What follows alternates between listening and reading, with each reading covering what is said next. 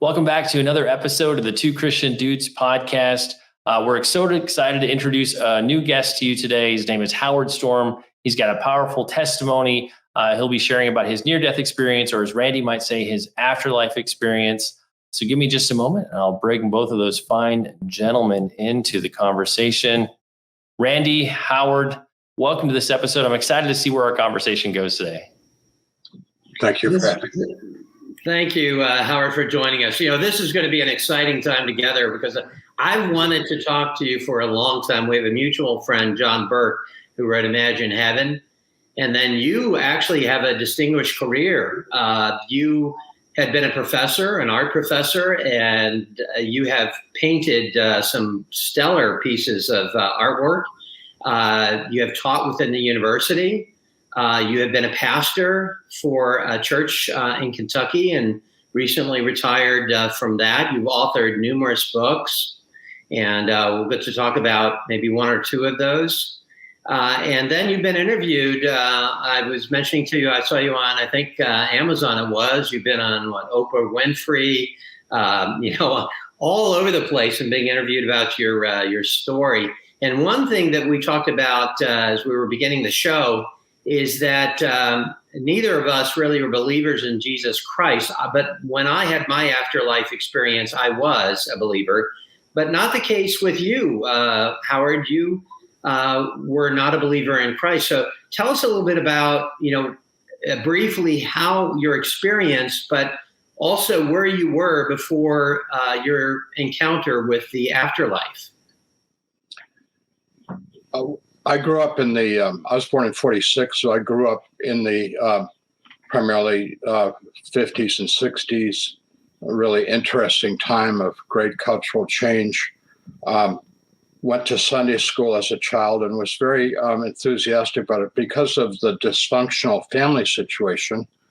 As an early teenager, decided that church was a bunch of hypocrites, wasn't real what they were saying, and I became a materialist. My interest went towards, if it's not tangible, if it's not visible, it doesn't exist. There's no supernatural thing in the world. And so I excluded God, started reading with Camus, then Jean-Paul Sartre and Martin Heidegger and stuff, and became a committed atheist, and went to college at the age of 17 and took a philosophy class, and that professor was an atheist and became quite confirmed in those beliefs. Hardcore. Are hardcore atheists, and you have this experience, and yours happened to be, I believe, in Paris, France. That's right. And you had a devastating encounter with that required a surgical intervention. So tell us a little bit about that and what led up to your near death, please. At 11 o'clock in the morning on June 1st, 1985, my small stomach perforated, which means that the digestive juices, large part of that is hydrochloric acid, bacteria, and all that good stuff, burst through the wall of my small stomach into my abdominal cavity. And the pain was way over the top, more than anything I'd ever experienced in my life, dropped me to the floor kicking and screaming. I was taken to the big city hospital in Paris, examined by two doctors there, told me that if I didn't have surgery within the hour, I would die. And they sent me from emergency over to the surgical hospital. But unfortunately, there was no surgeon available because it was a Saturday. And they parked me in a room. I was given no medication. I was given nothing, including no pillow, no blanket, no top sheet, nothing. And laid on a bed and waiting for a doctor to appear at the hospital. This began at 11 o'clock in the morning. I was in the surgical hospital before noon, and at 8:30 that night, nurse came in and said she was sorry. They were unable to locate a doctor, and they would try and get one the next day. every doctor I've spoken to, and I've talked to many of them, told me that my life expectancy was a few hours at best, and that I should not be alive having spent all that time in that treatment, because the whole abdominal cavity is being destroyed. Not only are you becoming extremely septic, but also the digestive juices are beginning to digest your organs. So the pain, which was so severe that it knocked me to the ground, thrashing and screaming and cussing and in terror, had only gotten much worse during those hours. And when the nurse said there was going to be no doctor, I hadn't seen a doctor.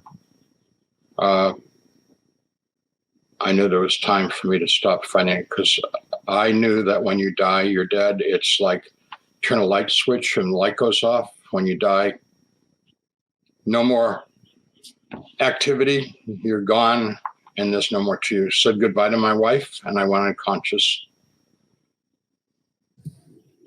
You know, that as scary as that is, you're at the cusp of death at that point. And so, having read your books, and also having seen you talk about your experience, at what point did you then enter into what we were calling your afterlife encounter? What happened, and how did you transition to that place? There was no transition. I went unconscious, and the next thing I knew, I was standing up next to the bed, and I felt better than I'd ever felt in my entire life. And I was so happy, so ecstatically happy, because I went from the worst pain I'd ever experienced in my life for hours, and then all of a sudden felt great. I also noticed that my senses were heightened. I could see, hear, taste, feel, touch much better than I'd ever before in my life. And I thought this is pretty amazing. I'm not just better, I'm better than better. And I tried to communicate with my wife and my roommate, who, from my point of view, were ignoring me. From their point of view, they didn't know I was standing next to the bed, yelling and screaming at them. And I was very angry that they would not respond to me, because I was not aware that they didn't perceive me. And a group of people began calling me by name outside the room, and I went over to the doorway and I told them that I was sick. I needed a doctor. I'm supposed to have surgery. And they said, "We know all about you. We've been waiting for you a long time. It's time for you to go." So I assumed that they were hospital people to take me to the doctor. And I left the room and went out into the dark hallway and followed them on a very, very long journey into ever increasing darkness. As we walked, they became more rude and crude and abusive. And I realized that I'd made a huge mistake going with these people. And I told them, when we were in abject darkness, I said, "I'm not going with you any further. I'm going back," which was a bluff, because I didn't know which way was back.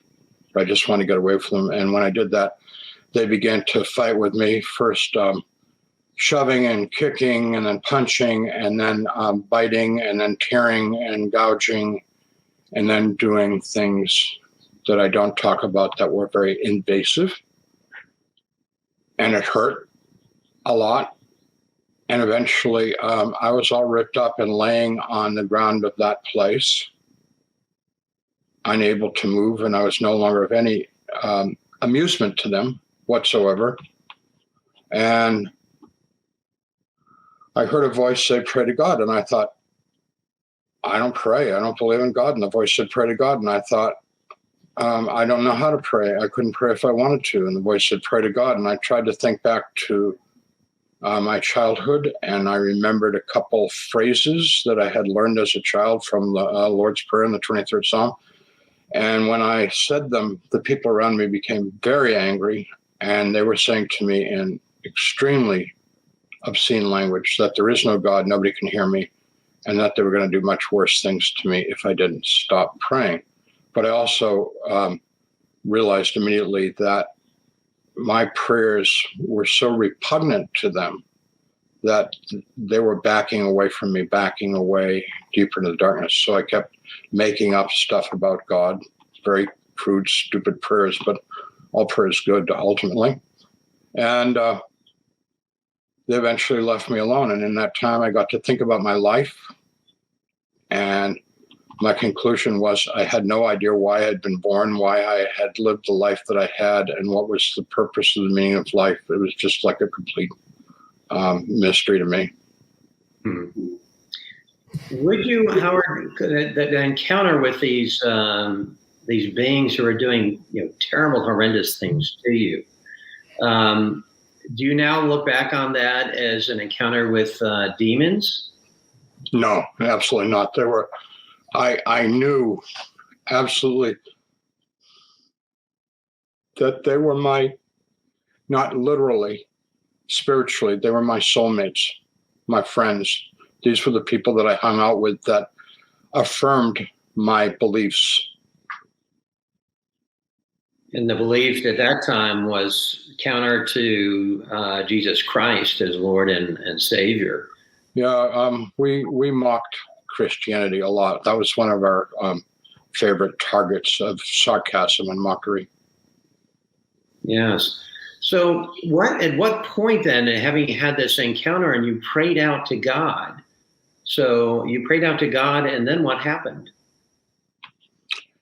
So in this self-analysis that I did and came to the conclusion that I was where I belonged, that this was where I was going to be forever and ever. But it was a horrible thought that I was stuck in this place. And as I sank into that despair of complete hopelessness, my mind went back to my childhood in a Sunday school classroom singing "Jesus Loves Me."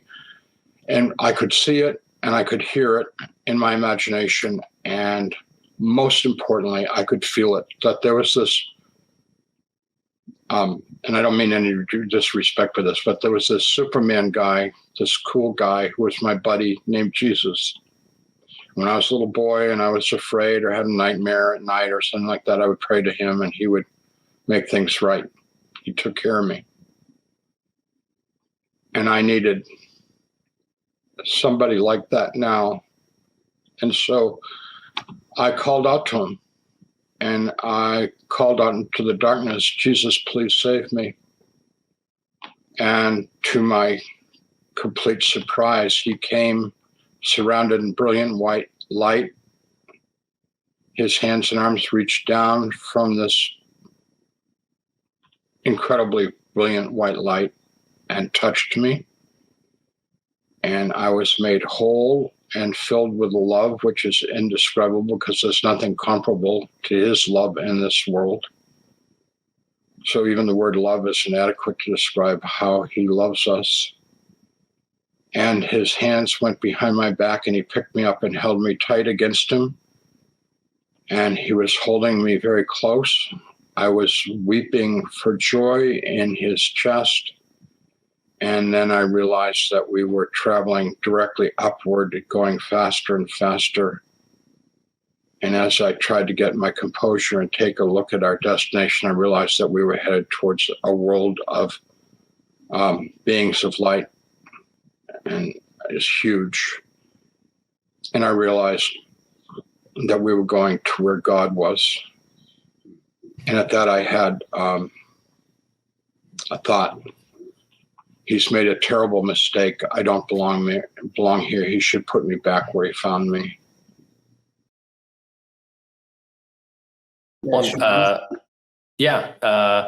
Howard, in terms of when Jesus embraced you, picked you up, did the pain, the torment you were feeling, did that dissipate in an instance? Yeah.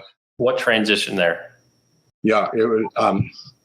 The pain was filled with an ecstasy of love, of being loved. And I just want to add that not only did I feel loved, I felt known.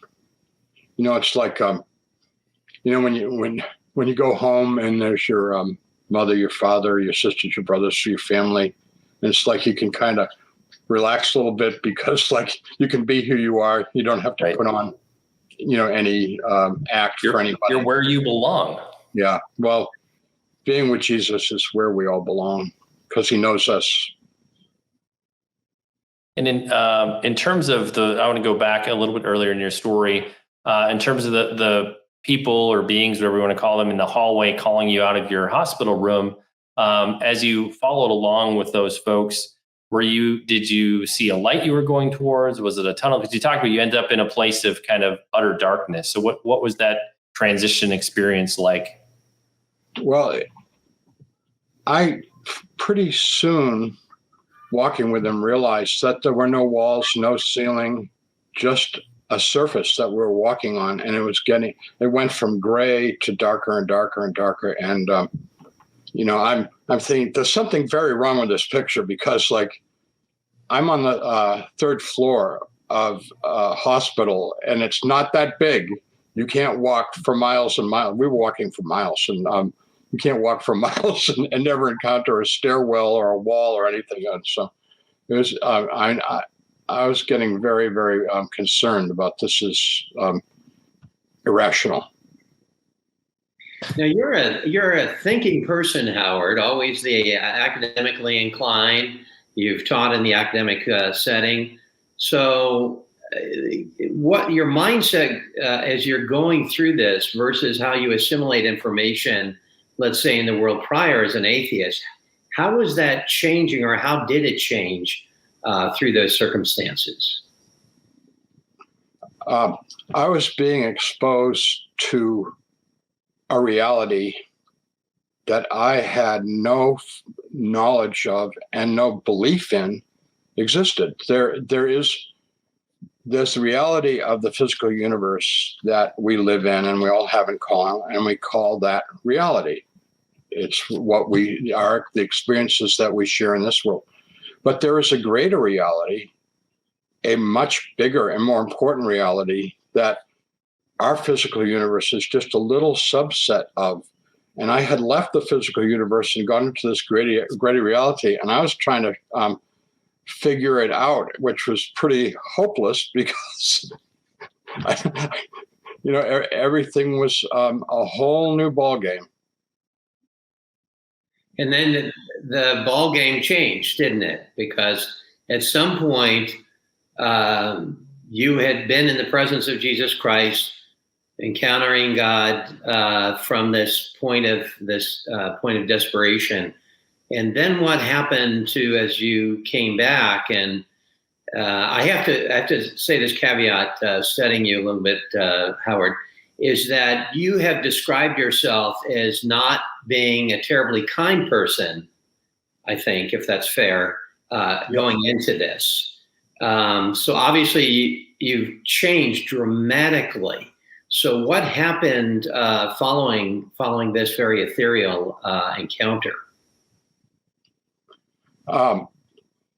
Immediately when after this experience and Jesus sent me back into the body, into the bed, the nurse came back into the room at 9:00 that night and said, the doctor's coming, we're going to give you the surgery. So I was prepped for the surgery and had the surgery at 10:00. And next morning when I woke from the surgery, I knew that the most important thing in my life had happened to me.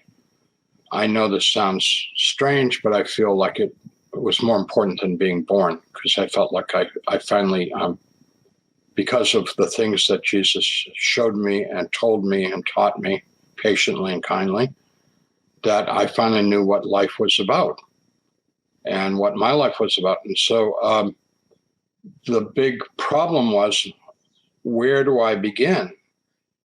Because eventually I'm going to get well and I'm going to go home and go back to my job and my family, and what do I do? And it was reevaluating everything from top to bottom.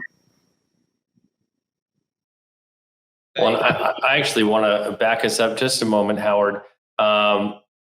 When you encountered Jesus, he took you through some sort of a life review, and you got some kind of a perspective on, as we make choices, as we go through life, how that impacts Jesus and the angels, and I guess we could say the impact that our actions here on earth have in heaven. I feel like that's a real important part of your story. Share a little bit of that with us. Yeah, they showed me my life in chronological order, not every moment of my life, but everything that they felt was worth learning from. And to summarize it, what they wanted to see me do was to be compassionate, to care about other people. And being a alpha male, my concern was my own welfare and not other people's welfare. But I was socialized enough growing up in Massachusetts that I had social skills, so I could act politely and pretend to be kind and interested in other people. But in fact, I wasn't. I didn't care for other people very much. And I was only really particularly interested in them if they could do something for my benefit, and completely uninterested in them if they could not. So this hurt Jesus and it hurt the angels, and they very much disapproved of the way I was leading my life. The other thing was that all of my accomplishments, like honors, awards, promotions, successes, achievements, they had complete lack of interest in, total lack of interest in. I'd say, but like I strove all my life to accomplish that. And they'd say, that's not important. That's nothing. Let's see how you treated your sister, your wife, your kids, your students. And then we would watch a scene where I would treat them, because not only did we get to see these things, but I also got to see how I felt and how the people felt by the way I had acted towards them.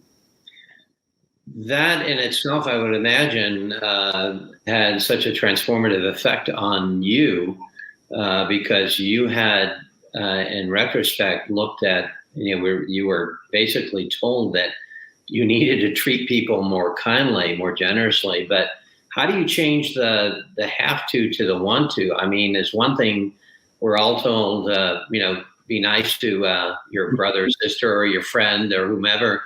But that's hard to do from a disciplinary action. How did that change your heart then to the point where you were that person who wanted to be kind, wanted to be generous and loving? Well, I'd like to say, so my experience was 35 years ago, 85 till today. And I'm still working on trying to be more kind, more compassionate, more caring. But when I asked Jesus what my job was, when I come back to this world, he said, love the person that you're with. So I try and focus on the person that I'm with, that I'm interacting with, whether it's in person or on the phone or, through the computer, whatever. I try and listen carefully and to be there for them. One thing I learned as a pastor, and I did that for 30 years, is you can't fix anybody. You can't change anybody. All you can do is respond to them in the way that's appropriate given that situation, in the way that they are seeking help or not seeking your help. Yeah, so you came back actually after this, and what was curious, what was the first thing you said or did after, and if you could just briefly mention, how did you come back? How were you returned? So you're in this place, and what was the transition for you? No transition. It was like blam, with Jesus in bliss, in ecstasy, back into the body. He told me that's how it was going to be, so I wasn't surprised. And then immediately the nurse came in and said, a doctor has arrived, and they started prepping me for the surgery. But first person I talked to after the experience, which was on Sunday morning when my wife came to see me in the recovery area. She came into the room and I said to her, "It's all love." And she said, "I love you." And I said, "Yeah, I know, but I'm not talking about that. I'm talking about it's all love." And she said, "Well, there are a lot of people that love you." And I said, "I know, but I'm not talking about that kind of love. I'm talking about a huge ocean of love. And you have to let go and dive into the ocean and be part of that love." And she said, you need to go back to sleep. You're talking crazy. And I cried. Mm-hmm. She wasn't you, that man. No. Sean, what's your take on this? In terms of the love that you experienced, especially with Jesus, was it like the atmosphere? Like I've heard people describe who've had afterlife, near-death experiences, where just like love is in the air. Like there's the love so permeated everything. It was like undeniable. Was that your experience as well? Oh, absolutely. Heaven is definitely where anybody would prefer to be. And heaven is where we all belong. And we were all created to go to heaven if we so choose. We can, if we choose God and choose God's way of love, which is perfectly illustrated in the gospel of Jesus Christ and in the Bible, we will go to heaven. And if we choose not to go to heaven, we won't go there. And I can guarantee you the people are not going to like the alternative to heaven. It's no fun. And in terms of your experience in heaven, did you have a sense that you didn't want to go back? Oh, very much so. I had a big argument with Jesus, and by argument, I don't mean we weren't name calling or anything. I was just trying to persuade him to let me be a part of heaven, and he was assuring me that I did not have the character to fit into heaven at this point, and that's why I need to come back to develop more of a person, become more of a person that would be part of heaven, which is being a kind and loving person. So I'm working on my qualifications. A student of love. Yeah. Our experiences are similar in some ways and different in other ways, Howard. I can empathize with your encounter with Jesus Christ and the aspect of love, because love to us is an ethereal kind of conveyance of an emotion or an action, but love as a person, the person of Jesus Christ, is quite different. And do you think there are any words in the lexicons of all of the world really to adequately describe what that is? Is that for you hard as it has been for me to grapple with the concept of expressing to others just the fullness of God's love? Well, one of the things I value about my theological education was we did a lot of word studies, and love can be used as a noun, but it's also, I think, much more powerful as a verb. And one of the best descriptions of love that exists in the entire literature of all human history is Paul's first letter to the Corinthians, chapter 13, verses 1 through 13, often referred to as the love chapter. And although it's exceedingly difficult to define love, Paul does as good a job as anybody did, where he talks about love is kind, love is patient, love is never rude, never self-seeking. And when we think about love as an action rather than a sentiment or a feeling, forget about it as a feeling. You can be loving and not feeling it. You can be kind and unselfish and not feel that. It doesn't matter what you feel. Forget your feelings. Throw the feeling part out. I mean, it's nice when you feel love. That's great. But sometimes we need to be disciplined enough to act and be loving even when we're not feeling it. I've done some prison ministry, and when I first went to the prison and was dealing with these hardcore guys, I was terrified, frankly. I was afraid of them. I wasn't feeling any love at all. I was like, I was in fight or flight mode. Fortunately, there were guards in the room, and I could always get me out of here. But by the end of the week with those guys, we were hugging and telling each other we loved each other. These are some bad boys, Yeah, you could have had another near-death experience or permanent death experience. You know, why do you think, and we're doing this series on near-death experiences or afterlife experiences, why do you think it's important that people hear about our experiences? And what is God doing through them? I mean, there's a lot of questions, you know, are they real? Are they not real? Yeah. All of those things. Why do you think this is important to share? I'm really glad you asked that question, because I think it's extremely important. I think that we're in a critical time in history. Of course, people have been believing they were in the critical time of history for thousands of years, but I really think that there's a lot of signs that this is the birth pangs of the coming of Christ. It's time for people to get ready. It's time for people to get serious about not just their salvation, but the salvation of the world and everyone that we come in contact with. So I think one of the ways that God is nurturing this is in our age of, quote, enlightenment, which I think is a misnomer, but anyways,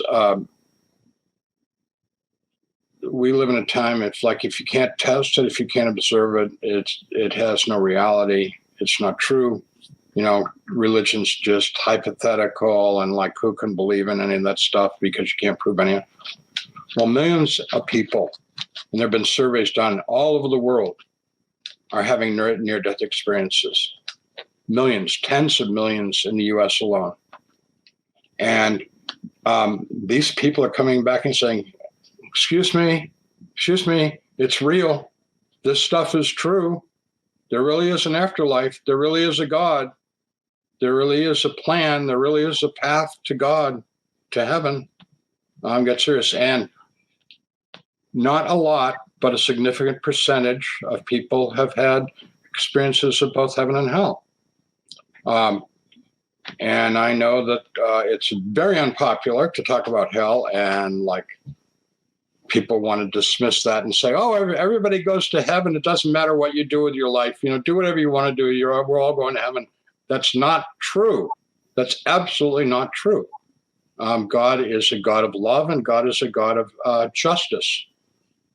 And the bottom line is everybody gets exactly what they want from their heart, not what they say. You know, I mean, I could tell you I'd like to win the lottery. The only problem is I don't buy any lottery tickets, so I haven't won the lottery. I mean, I'd like to be a multimillionaire, sure, but I mean, I don't do anything about it.